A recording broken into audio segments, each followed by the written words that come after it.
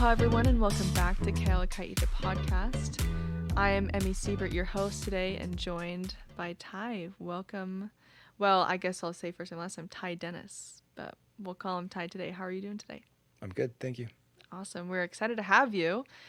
The reason we have Ty joining us is he has a really inspiring and amazing life story, which I have yet to hear. So we are both hearing this for the first time. I'm very excited. Ty, I'll have you just introduce yourself, give your cool, fantastic bio.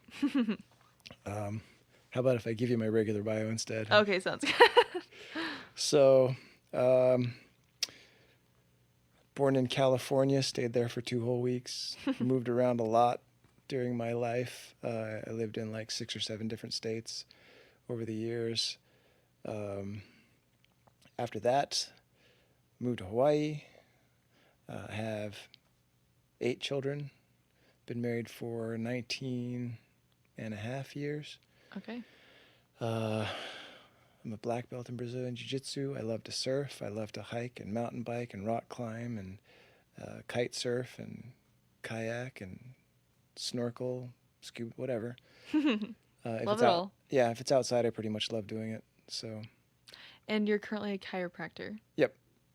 That's really cool. I've never been to a chiropractor before. I'm sorry for you. So, well, I heard that if you go, then you kind of got to keep going. Is that true or false? You know, the best way I can explain it is, at what point do you stop changing the oil in your car? Interesting. Never, I guess. Oh, because you don't want your car to break. Right. Right? So most people come to the chiropractor when they're like 45 years old and, you know, something's already broken. That's kind of like driving your car for 50,000 miles before you ever change the oil. That is a really good analogy. So I better go, huh? You should. Get on it while you're young. Maintain your body now so that you're not broken down when you're my age. Good to know. I will keep that in mind. So, yeah, that is a fun and fantastic bio. It's nothing regular about it. So getting right into your story, let's, I guess, start from the beginning. Like we had mentioned earlier, what was your childhood like? Sad and lonely. Sad and lonely. Sad and lonely. When I was like, so we moved around a bunch when I was a little kid, like too young to remember. And then we stopped in Kearns, Utah, and we lived there for like 5 years. And we left there when I was 8 years old. And for, you know, an 8-year-old kid, 5 years might as well have been your whole life. Right. So it was like horribly traumatic for me. Everything I knew and loved, all the people that I knew, just bye-bye. And we moved to Ohio. Why did you guys move around so much? In this particular case, it was just because my dad got hurt and had to change careers. Okay. And so we moved to this little suburb of Cleveland called Berea. People out there thought that Mormons grew horns. Right. And I heard they do, actually. Just kidding. but not till we're like 47. Right. Yeah, geez, give them some time. But yeah, I mean, I was a very socially awkward kid, and we kept moving around from place to place to place to place, and I had a terrible time making friends. Yeah. And so things didn't really become happy for me in life until I was like 16 years old. By then I was back in Utah. Lived a few other places along the way. But once we got back to Utah, I went to Springville High School, managed to stay there for all my years of high school. Okay. And the first real friend I ever had, I made while I was on the wrestling team. Okay. So, a guy named Brandon, he and I are still best friends. And then, you know, after that, life got better and more interesting. Okay. Married, divorced, married again. It was, you know, it was life. Right. Yeah, ups and downs, I'm sure.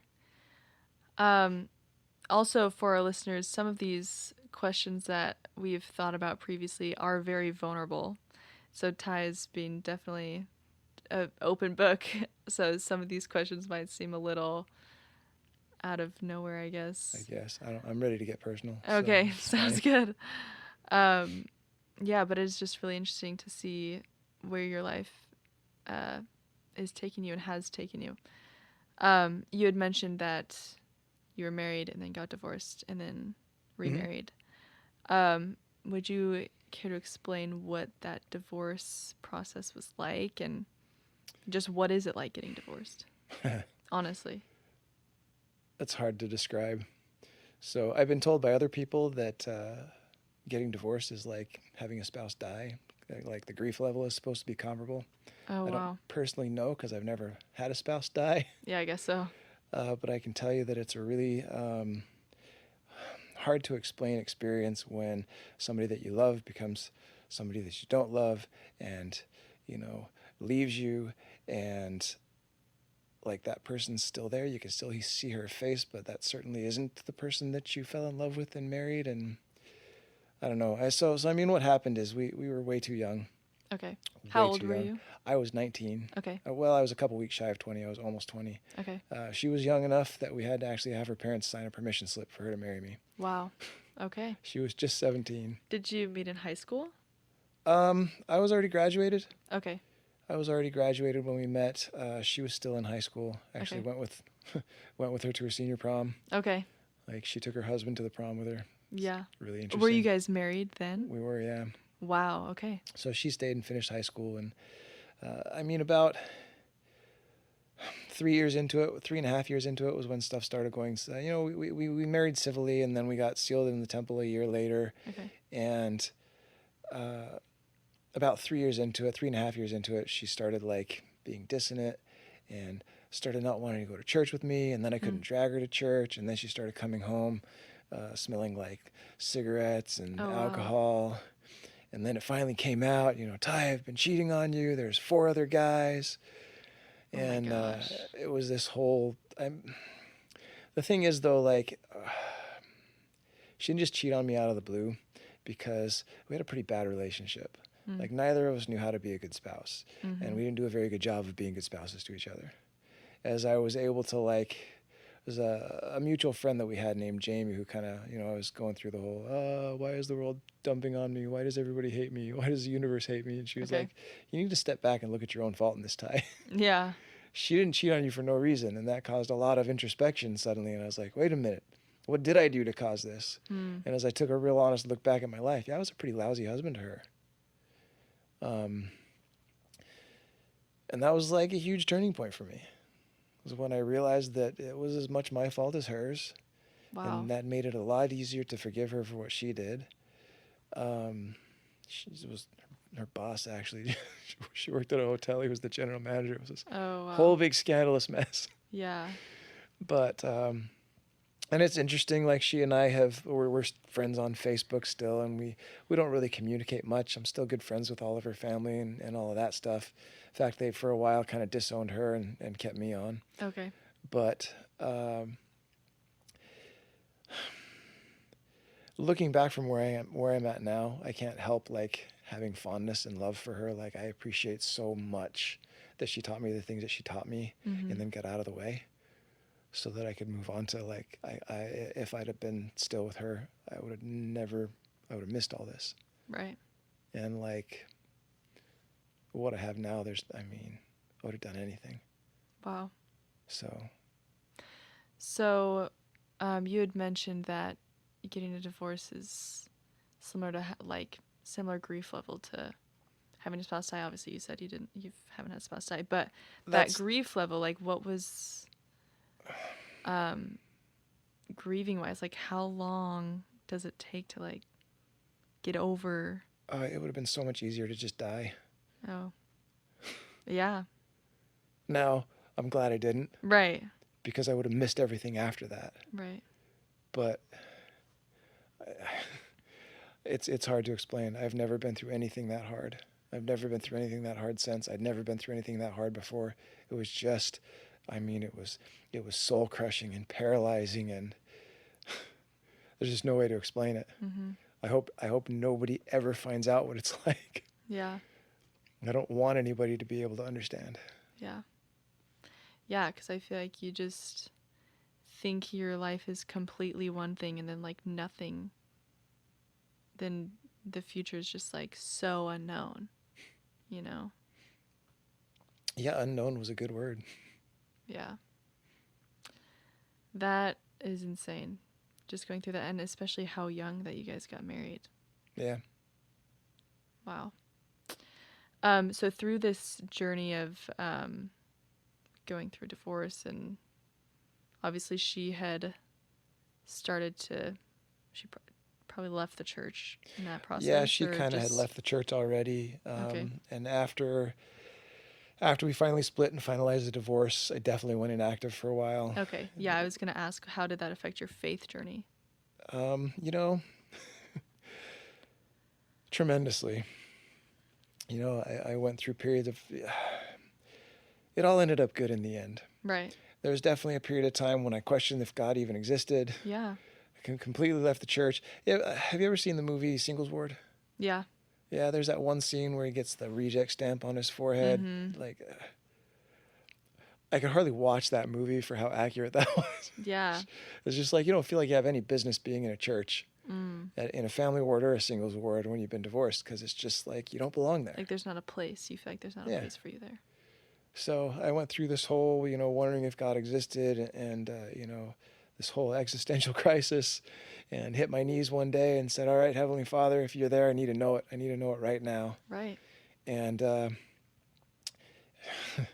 every bit of my testimony now is built off of that moment, because He was there, and I knew He was there, and I still know He was there. And for whatever parts of my testimony have been shaky ever since then, that part's never been shaky. Rock solid. I know He's up there. I know He loves me. I know He cares about me. I know He's interested in me, or He wouldn't have said so. That is so amazing, because that is seriously what it takes. I think that experience is so unique to you. And though I feel like that's how testimonies are built, on insane experiences like that are just so unquestionable, that's what you have to turn back to. I feel like that's how it is for me as well. Just like there's been a few times when the whole like, okay, Now, it's important to understand, though, that experience did not result in me going back to church. okay, interesting. I stayed inactive for a good 6 or 8 months after that still. Okay. And one day I was, after that I prayed every day. I figured if God's there, I ought to talk to Him. Okay. So I did pray every day after that. And then, one day I was on my knees praying, moaning to God about how much my life sucked, and how miserable I was all the time, and how terrible things had become. And it's funny because it was my wrestling coach's voice that I heard in my head. Wow. Years back, I had lost a pretty high-level wrestling match, one of the important ones. And the coach put his arm around me as I walked off the mat, and he said, "Ty, if what you're doing isn't working, try something else." Right. And I heard my coach's voice saying this as I was sitting there on my knees, and I was like, huh, I guess I'll try something what else. I'm doing isn't working. I should try something else. And that caused another period of like deep introspection. Oh, I just hit the mic. Yeah, it's okay. That caused another period of like deep introspection. And I looked back at my life and realized that all the times that I was happiest were times when I was, going to church, active and involved in that scene. And so I thought, okay, well, maybe I'll go back to church. Scariest moment of my life was going back to church, back to the singles ward. Oh my gosh. I was sure I was the only person there that had been divorced. I was sure that nobody else could even relate to me on any level. First thing I saw when I walked in the door was a girl named Heather with a child on her lap at the singles ward. Wow. And I just remember having this huge wave of relief come over me, knowing that I wasn't the only one there. Mm-hmm. So, and that was kind of... How old were you when you went back? Like around 23, I think. Wow. Somewhere in there, 23, 24. Wow. And yeah, I mean, I had a couple of really bad rebounds that just made things worse more than anything else, Mm-hmm. And then got back to the church and had one more really bad rebound with a non-member. Okay. And I was like, okay, this isn't working out for me, so I should try something different. Right. And that was when I started going back to seminary, or not seminary, but institute. Okay. I started going back to institute at that point. And then, lo and behold, here shows up my current wife. Your current wife. So she and I met actually at a party It's a Okay. housewarming party for a guy named William. Who was in the ward? Yeah, Or? he was in the singles ward. Singles ward. Okay. So it was the Mount Bonnell. It was like a tri-stake ward. It was really interesting. There was tons and tons of time. We had 2 elders quorums that each had like 50 elders in them. Oh my gosh. It was the weirdest ward ever. Yeah. But yeah, she and I met at this party, and she actually had come with somebody else, and he never forgave me for that. She just kind of, he was a jerk anyway. Yeah, whatever. Yeah, he really was not a good dude. I'm glad she didn't end up with him. But she and I sat on the couch and just chatted all night until the party was over. I think William threw the party actually to try and attract a mate because he was about to graduate from the singles ward. He's about to turn 30 and hadn't been married yet. Right. He's like, hurry, someone. I felt bad for him, though, because he never did get married in the singles ward. Okay. Well. It's okay, though. The last I heard, he's got a wonderful life, married, lots of kids. Okay. He's doing great. But, yeah, so that was how we met. And then a little while later, she came to meet me at we had a break the fast, a ward break the fast. Okay. She grabbed her wingman and came over to talk to this cute boy. And the cute boy is you or someone else? Apparently. Oh, you were. Okay. Yeah, so that's what she tells me. That's what she's saying. Yeah, okay. Yeah. This is like her perspective. Okay. Yeah, so she came over to talk to me and brought a friend with her for support. Okay. And like the first thing I did was like barf all of my baggage all over her. All of your baggage. I thought you were like, I just threw up on her. No, I was like, no way. I just was like, you're like, blah, hey, this blah, is blah, it. divorce, blah, blah, blah, rebound, blah, blah, blah, Right. second rebound, and just totally just let her have all my awful baggage. Right. Okay, here's the funny part. So like, I had this second bad rebound and things went real bad, and then I was really down about it, and I went and was griping about it to the bishop. Okay. And the bishop gave me some unusual advice. In fact, I found out since then that like bishops are instructed never to give this advice. Okay. But he felt like he should give it. Yeah. So he said, Ty, make a list. Write it down on paper of all the attributes, because I was under the impression at the time that the things I wanted to find in a woman, I would not be able to find inside the church. I really did believe that. Okay. I realize now that that was stupid. But I really did believe that at the time. So the bishop said, all right, write down a list. Make a list of the qualities that you want in a woman. Kneel down and pray and say, Heavenly Father, I need you to lead me to this woman, and he will lead you to her. Wow. And so I sat down and I made my list, and I don't remember what was on it exactly, but I remember it was 6 things. Okay. It was not a very long list. I was All not a right. very picky dude. Yeah. Just need these 6 It was things. like, these are the things that are important to me, and all the rest doesn't matter. Okay. So I Do you remember nailed- anything on the list? Any idea? I remember one of them was that it would need to be somebody very open-minded. Okay. You know, somebody that didn't like, well, and that's a whole backstory that I don't want to get into. Okay. Yeah. But open-minded was important. Like, she needed to be up for trying new things, and she needed to like not think bad things. Okay. Somebody's not bad just because they're different. Right. That was really important to me. Okay. Was Yeah, I'm sure accepting and that's how you felt open-minded. too, because you had just such a like well, a past, and, you know. and the second bad rebound that I had was a girl that was actually pagan. Oh, got it. Got it. Anyway, there's a lot of stuff that comes that filters into that. But Right. yeah, I mean, Okay. no, I don't really remember much of the stuff that was on it. It was, what, 20, more than 20 years ago now. Okay. So at any rate, I knelt down and I prayed in like a sarcastic tone. I was like, well, Father, I'm pretty sure that this woman doesn't exist. But if you show me this woman, I will marry her right away. And so it was the very next day that the break the fast was. The very next day when my would-be wife comes up to me and introduces herself and wants, you know, hey, remember me from the party? And Wow. wants to start chatting with me. And then the first thing I did was just throw up my life's baggage all over her. Right. And I like somewhere during the conversation, she said something that like triggered my memory of that list. And you're like, oh my gosh. And I was like going through it in my mind. I was like, check, check, check, check. Oh no, what have I done? I prayed and it came true. But it was too late. I'd already shot myself in the foot. Like, she was backing out of the situation and couldn't get away from me fast enough. She's like, oh, okay, whatever. Yeah. I don't want anything to do with this guy. And it took me 3 months after that to get her to go out with me. Wow. Yeah, yeah. So how did she take you sharing your past with her? Was she like, whoa, what? Oh, Or she full on bolted. She couldn't get out of there fast bolted? enough. She bolted. Okay. Yeah, yeah. And I went home and I said my prayers that night, and I was like, very funny, Heavenly Father, very funny. Right. Like, just seriously, you have a sick sense of humor. Yeah.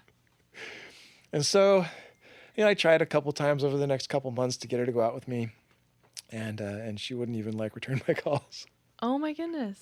Fast forward a few months later, and there's a new member baptism, a convert baptism. Okay. Right? And for reasons I couldn't understand at the time, I felt compelled to go to this baptism. Hadn't planned on going, but 45 minutes beforehand, I was like, I have to go to this baptism. Okay. I have to go. And so I called up my ex-little sister-in-law, Liz. Okay. Ex-sister-in-law. My ex's little sister. Yeah, okay. I called her up, and she had a car, and she was right next door. And I was like, Liz, can you take me to this baptism? She's like, yeah, let's go. Get in the car. And so I jumped in the car with Liz, and we drove 45 minutes across town to the wrong chapel. Oh, no. So we got there, and there was nothing going on, and I just still felt compelled. I had to go to this baptism. And she like read my face. She already knew what I was thinking. She was like, Ty, just get in the car. Let's go. You're like, let's go. I can't even tell you how much I think of this. Her name's Elizabeth. Her new last name's Elizabeth Lyle. She's married, got a gaggle of kids herself. She's just one of the most wonderful human beings I've ever known. Wow. But yeah, we jumped back in her car, drove across town to the other chapel 45 minutes away. And we got there, the baptism was over. They were doing like the afterwards talks and things like that. And so I snuck into the back and kind of sat down, and 2 rows in front of me off to the left, there was Amber. And that's like, your... That's my wife. Yeah, my Amber. wife's name is Okay. Amber. And I was like, oh, now's my chance. Now's my chance. Now, I didn't know this at the time. She had been at the bishop's office just earlier that day, griping about her own problems with her own men that she'd been dating that weren't members of the church. Okay. And the bishop was so fed up with this that he told her, look, don't even come crying to me anymore until you started dating some guys in the ward. You have to start dating guys in the ward, or I'm not even going to talk about it with you. Wow. And you're like, perfect. I didn't know this. I didn't know this. Right. I just knew that she was in front of me, 2 rows in front of me and off to my left. And I was like, all right, I'm going to snag her. I'm going to blindside her. I had this whole plan I'm going to formulating in my blindside her. head. She'll never know what She'll hit never her. know what hit her. She'll be so dumbfounded by the experience that she'll say yes because she won't know what else to say. And so, and very conveniently afterwards, she walked right over to where she was cornered and had nowhere to run away. And so I walked right up to her and I gave her a date and a time and a place. No way. And I didn't know it, but the bishop was standing right behind me. And he's like, oh, with his arms full, a big old grin on his face, nodding his head. And she's like, I remember she looked at me, she looked at whatever was behind me. Right. She looked down at her feet, took a big sigh. Okay, I'll go out with you. Oh my goodness. And you're like, score. I was like, yes. She said yes. Mm-hmm. And since she was already defeated, she invited me to her house they were having like a bunch of friends get together for dinner that night. And what was funny is like there were a bunch of other guys there too, but they're all a bunch of like immature, stupid guys. Mm-hmm. And they were all being immature, stupid guys. Right. And having been married and divorced and kind of being past that part of my life, I wasn't being a stupid guy. Mm-hmm. So all the other guys walked out of the dinner really mad at me because I walked out of dinner with like 4 dates for that week. You're like, sorry, boys. Yeah. And all I did was like not be an idiot.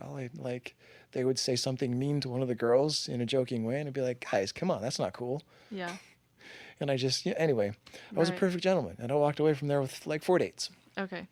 So, and then one of those dates that I was on, somebody else asked me out while I was on that date. So I ended up having 5 dates that week before I went out on my first date with my wife. Okay. Now, this is important, and this was divinely planned because that like barrage of being showered with positive female attention for that whole week before that date kind of snapped me the rest of the way out of my funk. Okay. And like brought me back to who I was. Like back to normality. Yeah, like who I knew I was, who I was supposed to be. Yeah. So when I went on my first date with Amber, I was like all the way myself. Very again. authentic. And it was the last time either of us ever went on a date with anybody else. Wow. So she dumped me like 4 times. Oh, really? Yeah, What? over the course of our courtship. So Why did she dump you? For various reasons. Yeah. So like the first time was like on our 3rd date, I tried to have a define the relationship moment. Oh, okay. Right. She's So if you like, guys are "Whoa." listening, don't do that. Yeah. It doesn't help anything. There's a look, if she's not dating anyone else and you're not dating anyone else and neither of you are in declined to date anybody else. It doesn't need to have a label. Just roll with Yeah, it. just roll with it for a little while. It is what it is. Yeah. She and I were casually dating. She would say every time if you asked her, we were casually dating right up until we were engaged. Wow. We never went steady. We only casually dated. Is that the same for you? What you would say? No. Because she wasn't dating anyone else and neither was I, and Yeah, neither of you're us like, wanted to "What?" date anyone else. We were very much going steady. Yeah, right. But she didn't need to know that. Right. Yeah, it's whatever. I was good with casually dating. Yeah. That's one of the other very important lessons that my ex-wife taught me. Yeah. It was like, doesn't matter what you call it. It is what it is. Right. So, but yeah, like we had this define the relationship moment, or I had it. I was like, because things are going great. I was like, so hey, are we like, what is this? Are we a thing? And she's like, we're casually dating. One hand on the door, ready to split. Hurry. And I was Yeah. like, okay, That's fine. fine with me. let's go have fun. Yeah. And she was like so taken back by my nonchalant answer to that. She was like, oh, okay, I guess I don't have to dump him. Yeah, you're just like content with it. And you know, every time she dumped me, I just kept being friends with her, and we'd end up back together like in no time at all. Okay.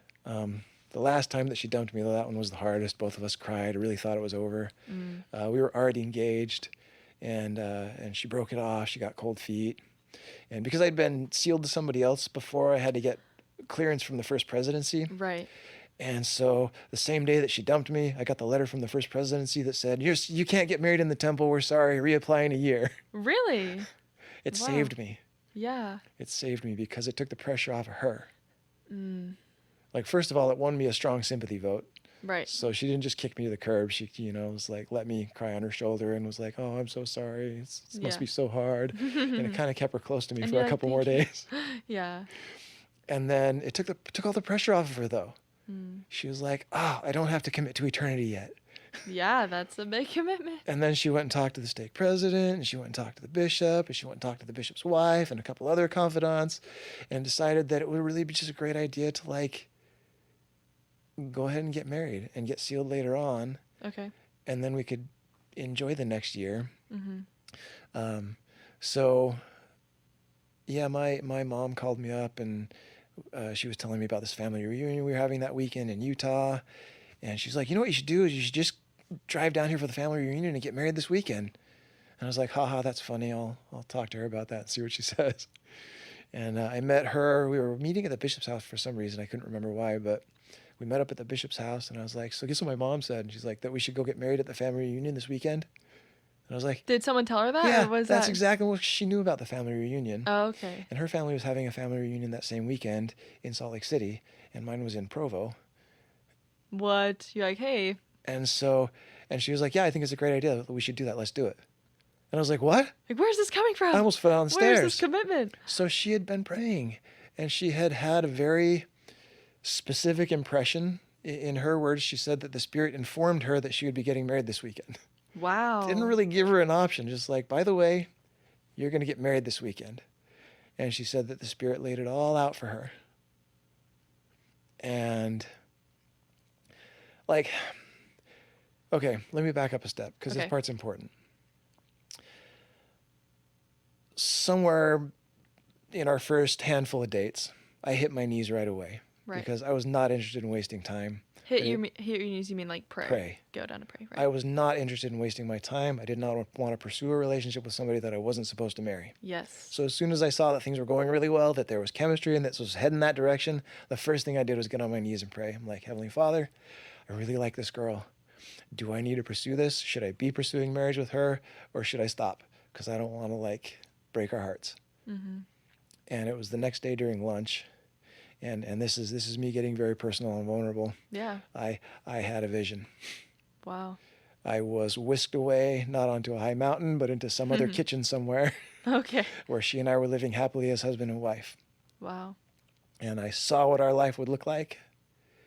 And I don't know how long I was away for, but I snapped back to reality and was just like, whoa, Like, oh my what just gosh. happened? Yeah. That was one of the most wild experiences of my life. So I really had a pretty good idea that it was all going to work out. Okay.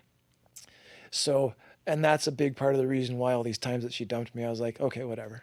You go ahead and dump me. It's going to be fine. Right. This last time that she dumped me, though, and then I got the letter from the first presidency, You're and I like, was oh my just really goodness. like, what is going on here? Mm-hmm. My mind was blown. I had no idea. I was so confused. And that was the moment where like everything good in my life stemmed from, because I submitted. I got down on my knees and saying, "Oh, Heavenly Father, why are you doing this? I thought we had a deal." Like, no. I got down on my knees and I said, "Heavenly Father, whatever it is that you're trying to teach me, help me to learn it. I want to do this your way, not my way." Wow. And that one single act of like total submission to God's will, I'm pretty sure is where everything good in my life came from now. Because the letter from the first presidency and having the marriage broken off and like all these things that I thought were these horrible trials I was facing ended up being the exact things that allowed the Spirit to speak to her and allowed her to get into a place emotionally where she could marry me. All just because I submitted and gave in and let God do it his way. Mm-hmm.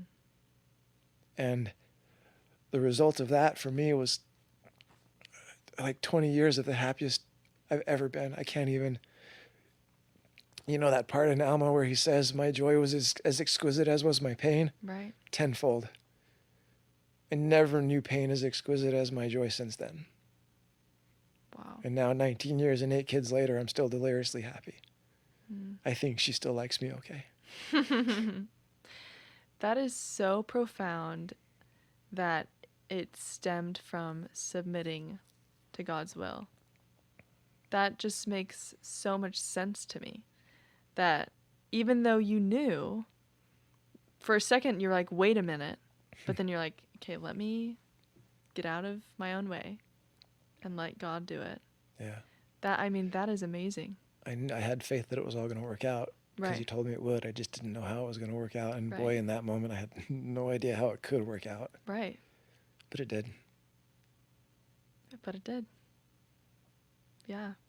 And how you talked about your family currently now. How's your family now? You have 8 kids. Are they all with Amber is her name? Amber. Mm-hmm. Yep, 8 kids with her. All the same mom. No kids with my previous wife, which was also a huge blessing. Right. Also another reason you should obey the Spirit. Yes. I was getting pressure from all sides to have kids with her, and I kept praying about it, and the answer I kept getting was, not yet, not yet. All in good time. Yeah. So glad I listened. That just adds a whole nother trial for sure. But I feel like my life since then has been a lot like my wedding. We planned and carried out our wedding in 4 days. Wow. It was Wednesday when we decided to get married. It was Saturday when we got married. We jumped in the car and started driving and planned the wedding while we drove. Oh my gosh. We were both living in Texas at the time, and we got married in Utah. So, do you know where Saratoga Springs is? Yeah. Yeah, so back then, it was like 2 or 3 apartment buildings. It was like a retirement community. Okay. And there was a real nice clubhouse, and we got married in the clubhouse. Aww. So we like rallied the troops, and her family and my family all got together. Guys, surprise, we're getting married. Yeah. And her aunt, I guess, was a phenomenal baker. Baked us beautiful wedding cakes. Mm. And my mom went and got all the tuxedos for everybody. I didn't know it, but she already had the wedding dress because some months before, when we went to introduce each other to our families, she had brought the wedding dress back with her and never told me. Wow. Never said anything about it. So she Wow. already had the wedding dress. She just had to have it tailored. Oh my gosh. And yeah, 4 days. And it was a lovely wedding. Yeah. Our bishop in Texas flew out to marry us. I bet he did. He's like, haha. And Played a then, role. not too long after that, we went on our honeymoon to Hawaii and just kind of decided to stay here. Oh, wow. Okay, so it was after you got married. And did you not go back from your honeymoon? Did you guys, you're like... So we had to go back and get our stuff. It was Yeah, about so. 6 months. We went back because we had loose ends to tie up. And the first thing I did when we got back was apply to BYU-Hawaii. Oh, okay. Got in with a full ride scholarship. Wow. Which was the final thing that convinced her that we were supposed to go. Right. She was like, Hawaii, are you sure? And Right. then I got in with a full ride scholarship. And she's like, I guess we're going then. You're like, okay, cool. And so we moved out here for a couple of years. I finished my undergrad. Then we went to graduate school. Had our first baby while I was here in undergrad at BYU. He was a TVA baby. There you go. And there are then, many. We moved to California for graduate school. I had 2 more babies there. And then we moved back to Hawaii as soon as I was done with graduate school, and all the rest of them have been born here. Wow. So, and it's just been like bam, bam, bam, bam. Yeah. I mean, the oldest one's 16 years old, so it's been roughly about every 2 years we had a kid. Okay, and how young is the youngest then? The youngest one is 8 months. 8 months. Yeah. We're still very much in the trenches. Yeah, that is. And you were asking me awesome. what my life has been like since then. That's Yeah. that's how I would describe it. We are in the trenches. In the trenches. Happy trenches, all over trenches. For me, it's been almost nothing but happy. Right. No, I mean, we go through stuff. Like, Yeah. stuff happens. We have fights. Bad stuff happens in life. Right. You know, graduate school was really tough. I didn't get along well with my classmates. It was a miserable experience. Mm-hmm. But, you know, coming home to, like, a woman that loves me and kids that adore me, like, everything's easier when you can do that. Yeah. That's the goal, seriously, because, I mean, that would be so hard to be working and go to school and then come back and have problems there as well. You know, so that's, I guess, in my mind now as a impressionable college student who is single, that's definitely a Here's the best big advice goal. I can give Yeah, I any was young gonna person. please. The best advice I can give any young person is that the majority of what happens to you in your life is going to be a direct result of the people you surround yourself with. Okay. If you are surrounded by good people that support you, even the bad stuff you go through, because that's still going to happen, but it's not going to be nearly as bad. Like, and particularly if you marry the right person, and, you know, it takes work, right? Everybody talks about, oh, love is a fire, you got to feed the fire, but that's only half the story, because after a while you run out of loose wood to just pick up and throw on the fire. At some point you got to, like, go out into the forest with an axe and chop down some trees and do some real work. Right. You know, marriage takes work. It takes a lot of work. And I mean, I got so lucky. I married the most incredible woman that exists. Unfortunately, she got stuck with me, but I married the most incredible woman. And she's been amazing through it all. She takes on so much more than anybody should have to. And she's overwhelmingly supportive of me, and not just like, her priority is my happiness. You know, I probably took more time away from my family than I should have when I was pursuing my jiu-jitsu black belt, but she supported it 100% because it made me happy. And that's like her entire focus. The entire focus of her universe is to try and make everybody around her happy. So, and I'm telling you, like, when you can surround yourself with people that are better than you, A, it's going to make you better, and B, good things are going to happen to you a lot more often, and C, when bad things happen to you, it's going to be a lot easier to get through them because you have a really good support system. Yeah. So surround yourself with good people. I love that. I love that. I will remember that, seriously. Now, that doesn't mean that you don't invite some people that are rough around the edges into your circle. Right. Because, you know, you take somebody that's a little bit unsavory and pull them into that circle with you, then what have you done? You've surrounded them with good people. But, you know, it's at the same time important not to, like, go delving into their circle and surround yourself with. Right. But pull them into yours rather than. Anyway, I could go on and on and on about that. Yeah. Wow. Yeah. Thanks for saying that, and thank you for sharing your basically whole life story. I mean, I'm sure there's lots of things you should say, but just scratch the surface. Yeah, surface a brief overview of challenges, but I think a huge takeaway is submitting to God's will, and how when you follow his will, like, amazing things will happen. Amazing things will come from that. And if you don't, you're going to take your lumps. Right. That's what happened with my first wife. I didn't go on a mission because I knew she wouldn't be there when I got back, and I wanted to keep her. Right. And so I married her instead of going on a mission. And I chose to do it my way. God had some lessons that I needed to learn, and I chose to learn them my way instead of his way. And so I took some lumps. Right. And it was hard going through it. Wow. Yeah, God's way. God's way. But I'm sure, I mean, it's like all of God's plan is plan A, really, you know? So it's like, obviously, you know, everyone goes through those things for a reason. I'm sure, you know, you went through all of your things for a reason to. Yeah. Well, I mean, there's a lot of people out there that you look at that are just trying to do everything God's way. Like, I don't know, look at what happened to Joseph Smith. Like, God's way is not always the easiest way. Yeah. In fact, it's often not the easiest way, Yeah. but 100% of the time it's the best way. Right. And having like his support is just the best thing too. When you know you're doing it his way, he can just come and help you. Amen. Or at least help you feel better. I don't know.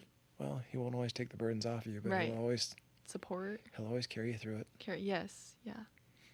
That's what I was trying to say. Yeah. Well, is there anything that you would add that I haven't asked you, or any concluding thoughts? I don't know. How much time do I have? Probably not too much longer.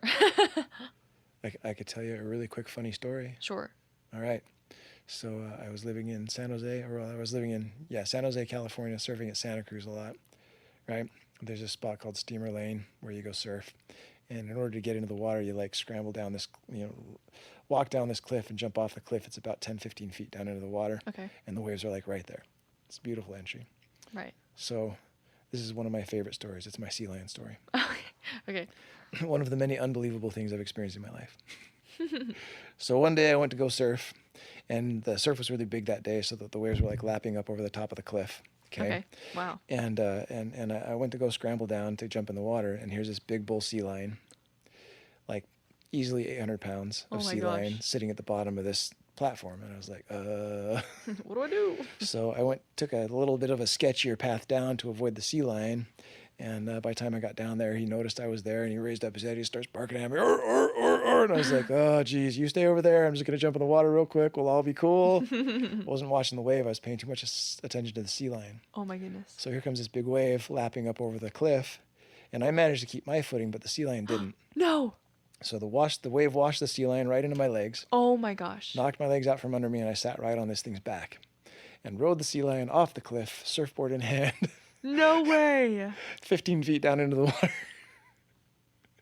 And I was just sure I was about to be ripped to shreds, but that's not what happened. We hit the water, and he just disappeared without a trace. I think the only person more scared in that situation than me was him. Yeah. And there was like 50 guys in the water. Only one guy saw it. I was so disappointed. I was like, pop my head out of the water. I'm looking around, and this one guy that was over there was like, oh my gosh, I saw the whole thing. So, wow, that's nice that one person saw it, though, honestly. One person saw it. Yeah, that's kind of cool. And it's locked in my memory for the rest of my life. So wow. That's all I got. And that's a funny story from Ty. Thank you so much. Well, seriously, thank you so much for especially being so vulnerable and being open. I think a lot of people will benefit from learning from your story with advice, and especially at this time in our lives as students. And I'm not all the listeners that we have are students, but a lot of them are, so it's really good to hear things like that, especially as we're making some pretty big life decisions. Yeah, it's funny how you make all the most important decisions in your life at the time when you're probably the least equipped to make them. Yeah, totally. You could say that again. Seriously. That's why you just got to do it God's way. Yeah, God's way. That's the theme. Because he knows. You guys don't know yet. I didn't know then, but he knew. Right. Well, thank you so much for joining us, Ty. And to our listeners, if you have any interest or any friends that would be interested in coming on our podcast, you're welcome to reach out to us through our social media pages at Alaka'i News. And we will see you next time. Thanks for joining us.